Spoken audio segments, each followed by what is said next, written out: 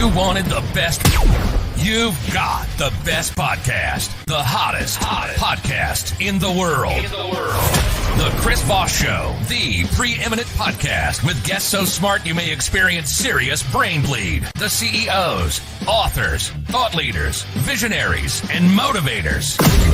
Get ready. Strap yourself in. Keep your hands, arms, and legs inside the vehicle at all times, because you're about to go on a monster education roller coaster with your brain. Now, here's your host, Chris Voss.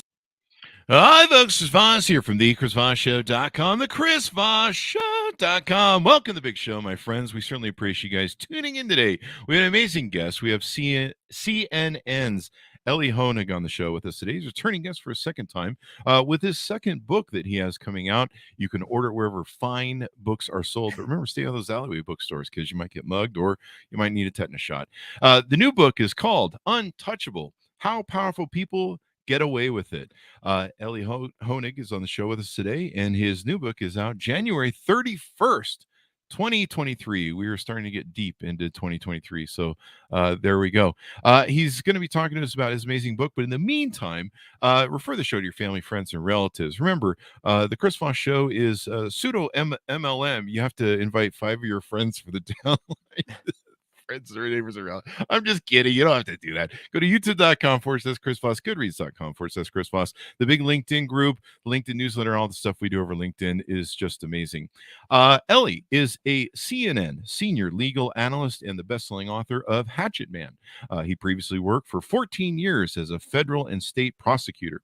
From 2004 to 2012, he was an assistant United States, you can call it U.S. if you want, I suppose, attorney for the Southern District of New York.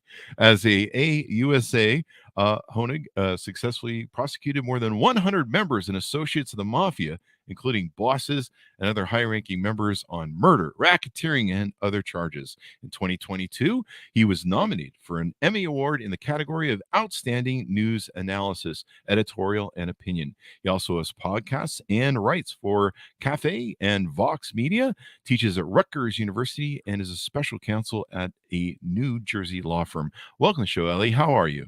Great, Chris. Thank you for having me. I do want to issue one, disclaimer of a disclaimer. In the opening to your show, it says, we have guests who are so smart, they're going to give you brain bleed. You are at no risk of brain bleed from watching this show, everybody. You're safe. Well, I mean, at least on my half. This is why we have smart people like you on the show, is because it offsets the dumber half, the side of me. So welcome to the show. Congratulations on the new book. This is always great. A second book and returning guest on the Chris Voss Show. That, of course, is a, you should probably add that to your bio after this. No, don't do that. But give us your .com so people can find you on the interwebs and what you want. I'm just Elie Honig on Instagram or Twitter. There's one of the upsides of having a very unusual name like this is it's not like, I'm Jim Hunter 5 or anything. I'm just Elie Honig. There is no other.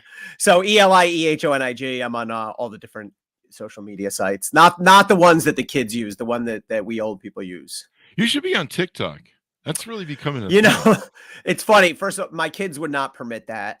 First of all, they're already unhappy enough that I exist and that I'm on Instagram.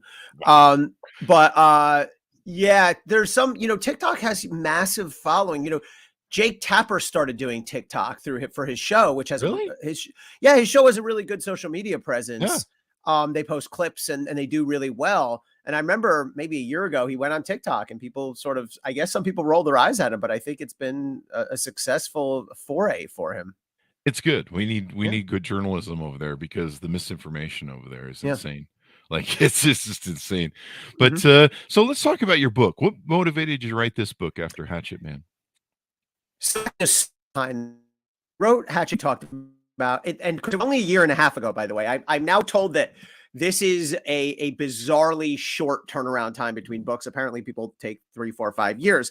But what happened was I wrote Hatchet Man about the Justice Department and Bill Barr. And within a couple of weeks of it coming out, my editor at HarperCollins said, what do you want to do next? I said, I don't know. I don't really have any new ideas other than that. And he goes, well, think about this. He said, what question do people ask you the most? I said, oh, well, that's easy. How the hell does he get away with it? And he goes, perfect. There you go. There's your next book. And it became the next book. And what I do in the book is I combine Several different things. One, I tell a lot of stories about my own experience as a prosecutor, which you talked about in the intro. And I was surprised to find how many times lessons that I learned from real cases, things that I saw, for example, real life mob bosses do, are transferable, and other bosses do in politics and finance and any other field you can think of. So I tell quite a few stories in the book about my time as a prosecutor. I also took a lot of what's out there publicly. There's been great reporting around some of these big cases and issues over the years. I had to do some deep dives. I do a bunch of historical research. And I also have original reporting in the book where I tell some behind the scenes stories of certain DOJ investigations and prosecutions of Donald Trump, of Michael Cohen and others, and sort of let the reader draw their own conclusions about whether what happened behind the scenes was kosher or not. Mm-hmm. And then you go across some past presidents. You go back to like Agnew and Nixon, I think, don't you? Yep. That part fascinated me because I do have a few chapters in the book about how, of all the untouchable people out there, the president, I don't care who your president is the most untouchable. You know, we like to say no person is above the law. I say, but we ought to add a little bit of an asterisk saying, except the president sort of is. And I dug into the whole policy against DOJ indicting the sitting president. And there's some fascinating historical underpinnings. And actually, so people sometimes say that DOJ cannot indict the sitting president. That's actually not quite right. The right way to say it is DOJ has long decided that it will not even try. And they first started wrestling with this issue back in the early 70s. Now, you might think that was probably tied to Watergate. It actually wasn't. The reason they first started asking this question is because Spiro Agnew, who was VP, had a separate bribery scandal, nothing to do with Watergate. And the answer that they came back with was not great news for Spiro Agnew, which was, we don't think we can indict the sitting president. We do think we can indict a sitting vice president. And of course, Agnew ended up resigning, and he actually was kind of prosecuted. I have some detail in there. He basically worked out a deal with prosecutors where he would plead essentially no contest and not go to jail, but resign the vice presidency. So there's an interesting history of this from Nixon to Clinton, to Mueller, and now. And why do you think they get that privilege? I mean, we were supposed to be in the Constitution, the Madisonian sort of idea was the concept that no one is above the law, that no man is above the law. And they tried to, fulfill that with Nixon, but then, he got pardoned by Ford.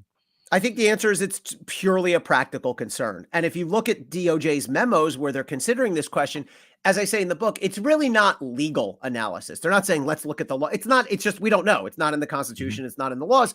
It's a practical memo. Basically, they ask the question, well, how would we function if our chief executive was under indictment, was going through a trial while in office, was convicted, was in prison, even theoretically, while in office?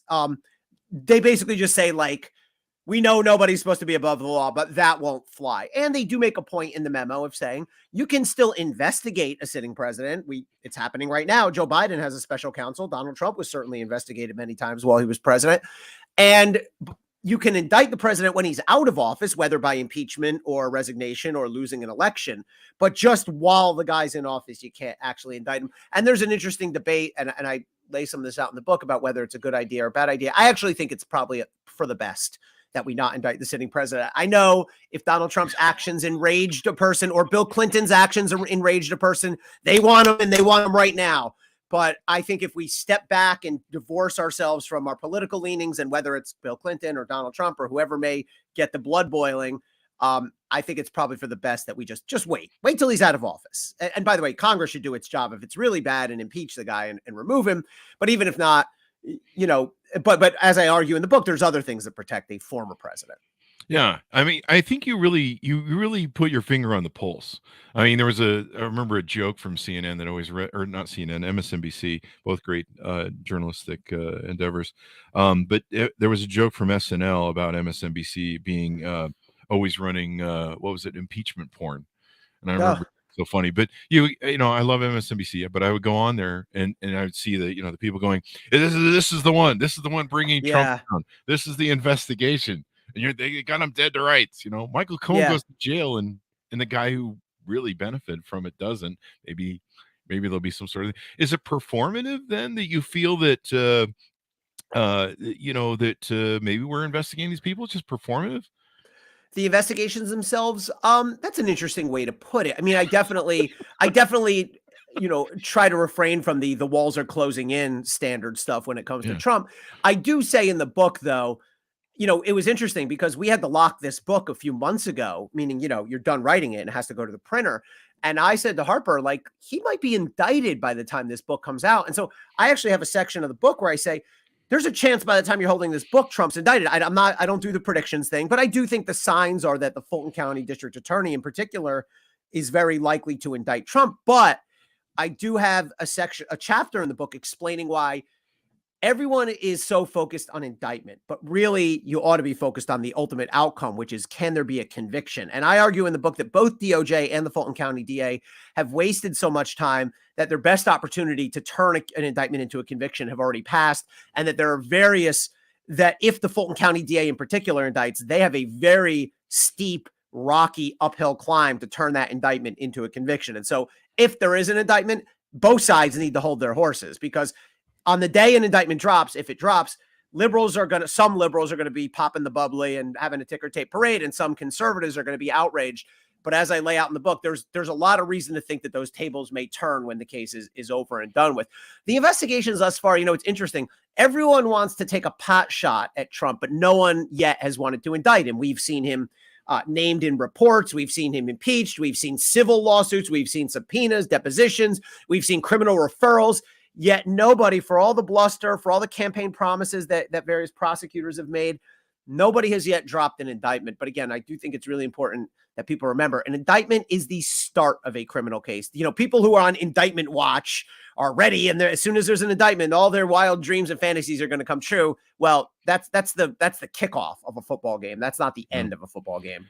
I think the biggest frustration I feel, I went through this with the Trump thing, where at one point I said what I think a lot of Americans say: why do I fucking follow the rules? Why do I bother? I mean, look at this guy.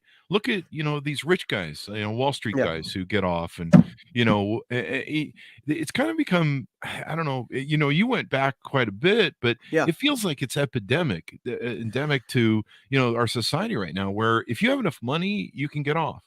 Yeah. So, Chris, well, you should follow the rules because you're not one of the people who's protected. I know, I don't have enough money. Let me give you that advice.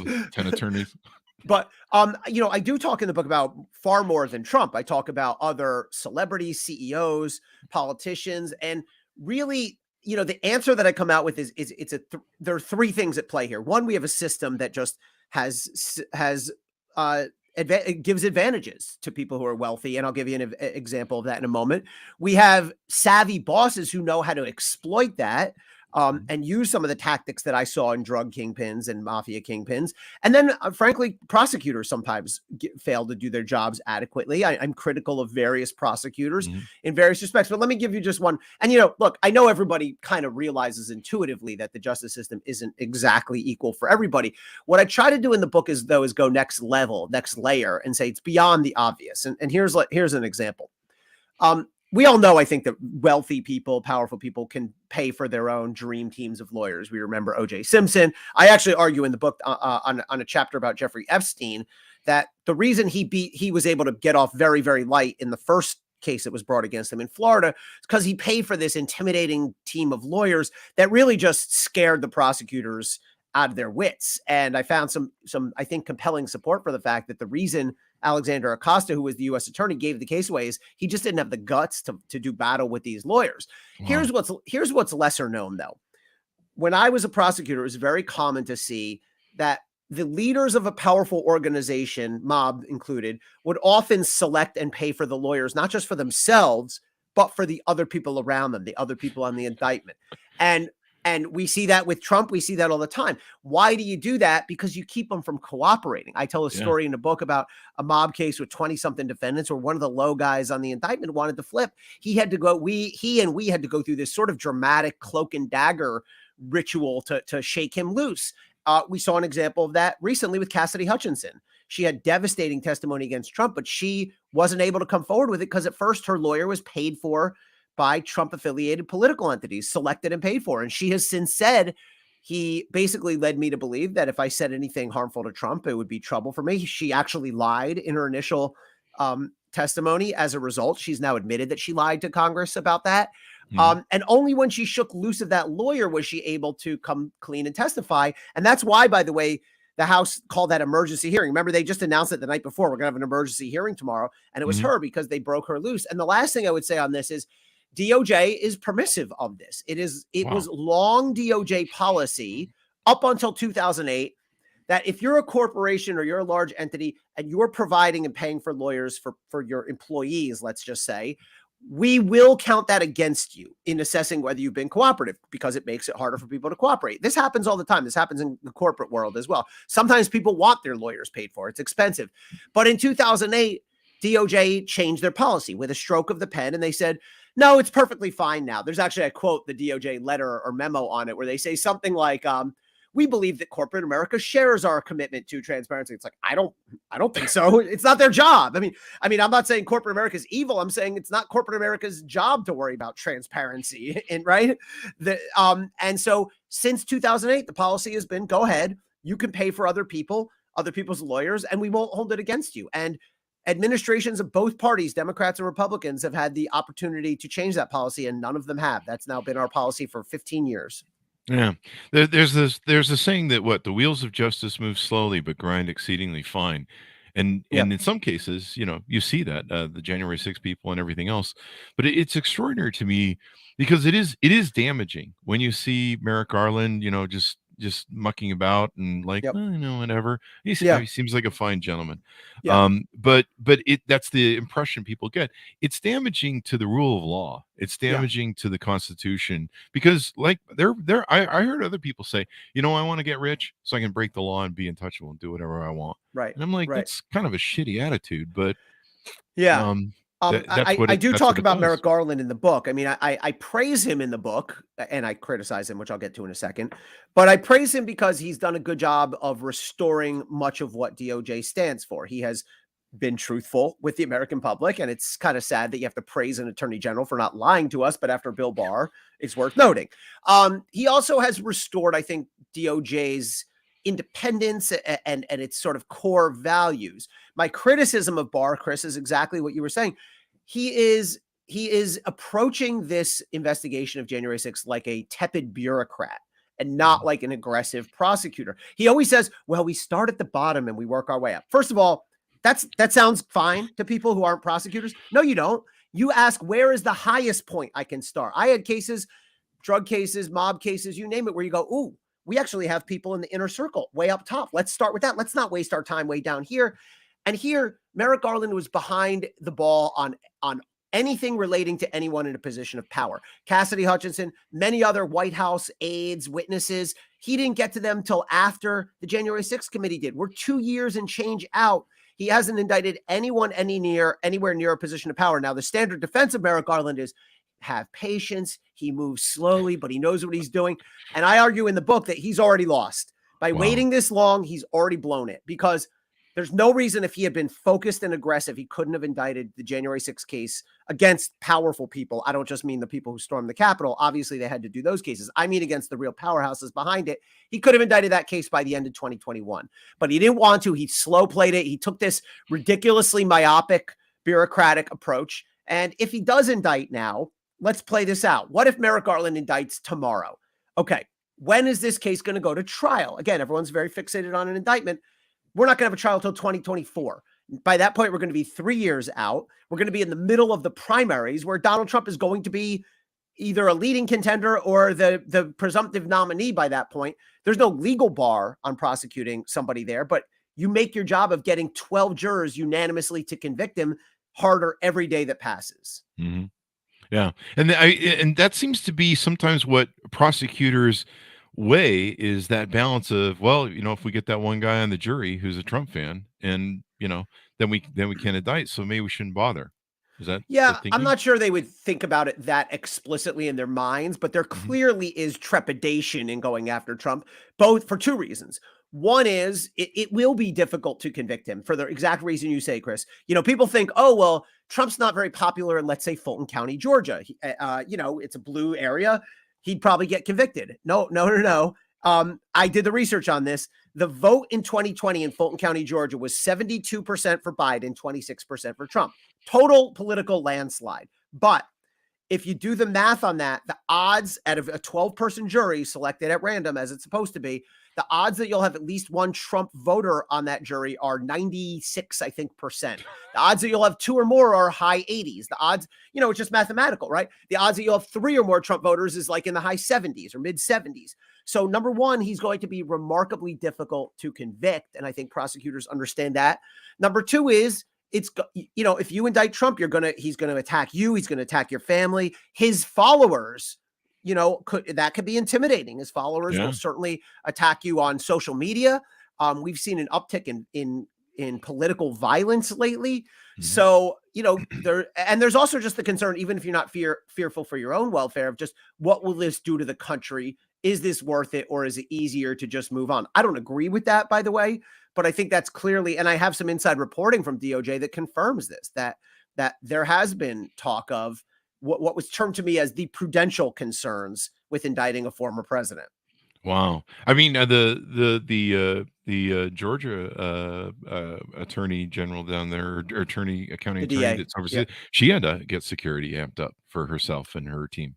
Yeah. I mean, she did that on her own. I'll say this about that. I mean, I have some questions about the DA. I get it if she's worried about political violence, but I also think there's some grandstanding there. Somehow they let it leak that their people were wearing bulletproof vests. Like, if they were really concerned, that wouldn't have leaked out. I do feel like there's a little bit of theatrics in that. Again, not to underplay the level of political violence that's out there, but you can take those safety precautions without letting the world know that, we're wearing bulletproof vests. In fact, if you really cared about protecting your safety, you would keep all that confidential. Yeah. I wear one now on the show during the podcast, every podcast. It's just, you never know. I might get shot. But that's for fashion. And sometimes the comments on YouTube that come in live are pretty evil. So you got to have that.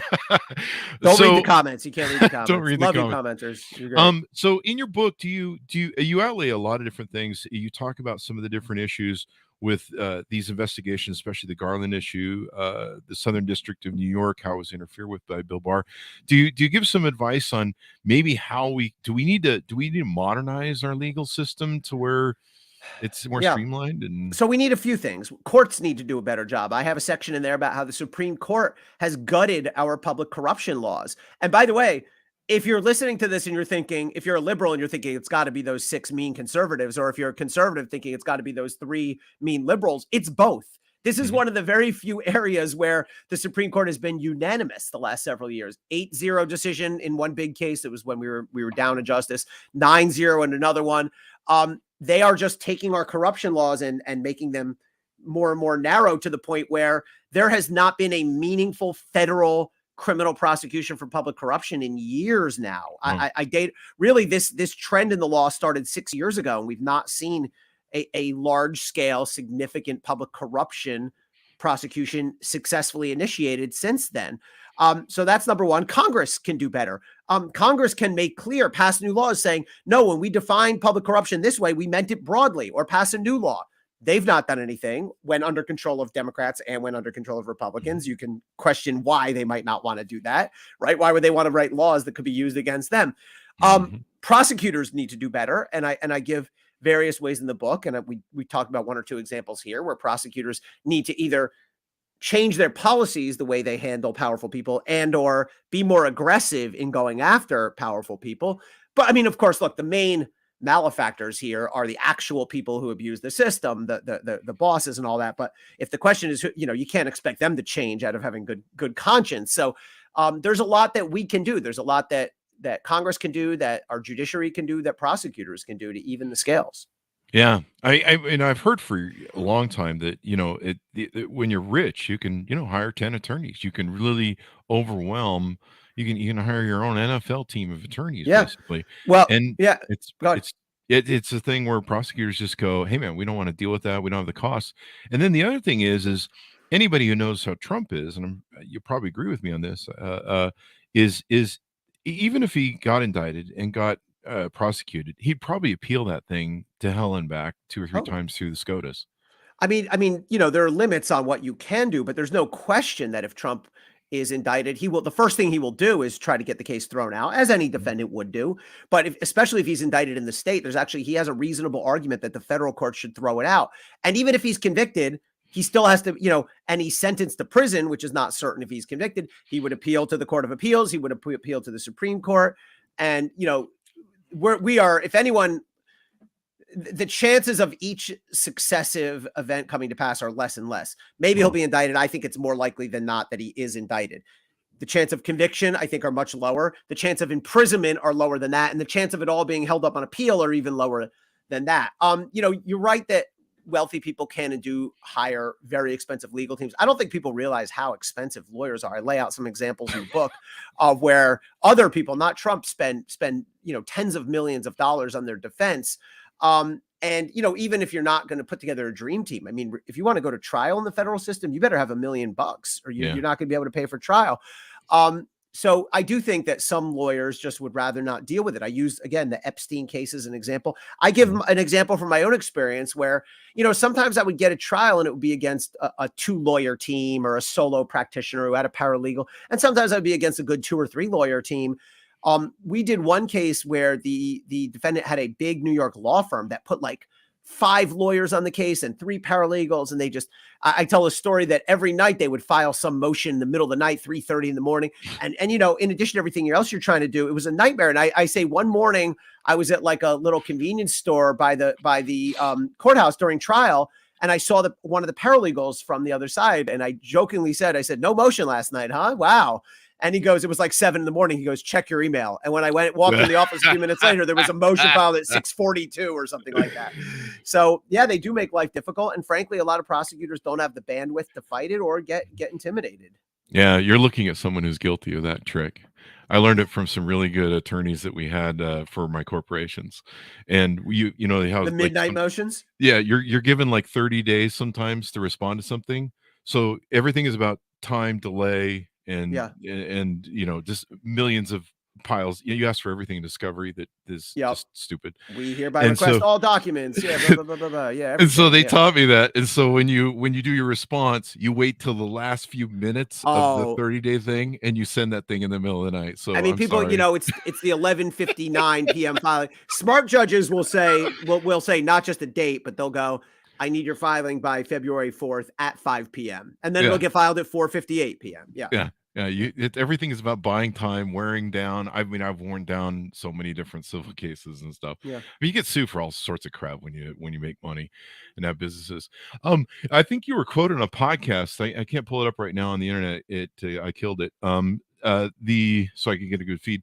I think you said you don't think he's ever gonna any charges are gonna stick on Trump on a podcast. Is that correct? Yeah, I mean, I similar to what I just said to you, which is if he's indicted, I think it's unlikely he's convicted, and if he is convicted, you still need to have a judge who's willing to send him to prison. And by the way, by the time any of this all comes to completion, by the time you have if there's hypothetically an indictment and then hypothetically a trial and a conviction, he's going to be into his 80s by this point. Yeah. And then, it's all got to be held up on appeal through the Court of Appeals and then potentially through the U.S. Supreme Court. I mean, you're talking years and years away. I do think it's unlikely. I think these orange jumpsuit fantasies for Donald Trump are just that. I think they're fantasies.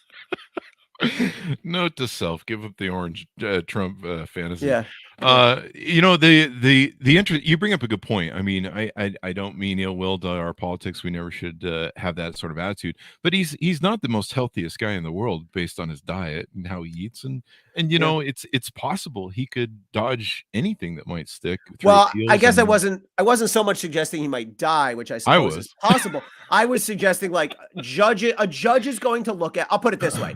If it wasn't Donald J. Trump, and if it was any other 83-year-old, let's say at the time this all comes to pass, who was in bad health, as you say, judge, depending what he's convicted of, it might be a violent crime. It might not, probably not going to be a violent crime unless you get into like seditious conspiracy, but a non-violent crime with no priors. If you just said that to a prosecutor, if you just said, what do you think is the likely outcome at sentence? I think most, and didn't attach a name to it, I think they would say that's a very few judges are going to send an 80-plus-year-old non-violent first-time offender to prison. Although that's not automatic. I mean, someone like Bernie Madoff, who's stolen, people's life savings, and you would argue here, if you're a prosecutor in the case of Trump, if it's a January 6th kind of crime, that this undermines our core democracy. Now, if it's Mar-a-Lago in the documents, that's a different argument. That's not as, it's not good for our democracy, but it's not a coup on our democracy. So I was going to ask you about the classified documents issue because now it's really muddled. Yeah. I mean, I'm still searching my house for some. I hope you are too. Everyone should be looking, make sure they don't have them. I think I might have some in the fridge. I'm not sure next to the dog food, but the interesting thing is so many people have been, just some White House aide accidentally took something home, gets prosecuted. They don't 30 days or something or a little fine, but still they get hit. And now we have all these presidents run around with the classified documents, right? I mean, it all comes down to knowledge and intent, right? So, for example, we've had cases where people have taken like one document, like I don't have but General Petraeus, right? He was convicted. I think they gave him a misdemeanor, but he basically intentionally took a few documents and gave them to his biographer, I think it was. So if you knowingly take one document and intend to distribute it, that's an easy case. But if not an easy case, but that's a strong case for prosecution. You could have 10,000 documents, but if you can't show that the person A knew and B had criminal intent, then you're not going to have a crime. And I think Trump has been given a gift by the later developments with Biden and Pence. While obviously I think we can readily understand the differences in the cases and make a checklist and go, well, Trump had way more documents and Trump's people apparently obstructed justice or may have obstructed justice, whereas Biden and Pence were to varying degrees cooperative. Ultimately, I think it's tough for Merrick Garland politically and optically to say, I'm going to indict Donald Trump, the guy who's going to be running against the president under whom I serve. I'm going to indict Donald Trump and seek to imprison him. That's what an indictment is. And I'm going to give Joe Biden a pass on a documents case, and I'm going to give Mike Pence a pass on the documents case. He can come out all day and say every case stands on its own merits, and we found important distinctions between the case. That's smart and that's fine, but the vast majority of this country, I think, is going to have a hard time accepting that. Yeah, it just breaks the rule of law at this point. I mean, if Biden does something illegal, I voted for him. I want him indicted. There needs to be there's reason for the rule of law thing. Two quick questions because I know we've got to go. Yeah. One is you're very critical of Cy Vance in the book and William Barr. You wrote the book, of course, Hatchet Man. Yeah. And William Barr is doing this rehab tour of his reputation, and then of course there's stuff coming out about some of the things that were going on. What any follow-up thoughts you had on that book and his little rehab tour he's doing? I mean, Bill Barr, if anything, since he's left office, has reconfirmed and reconfirmed my central thesis, which is that he's a liar and he's a political activist.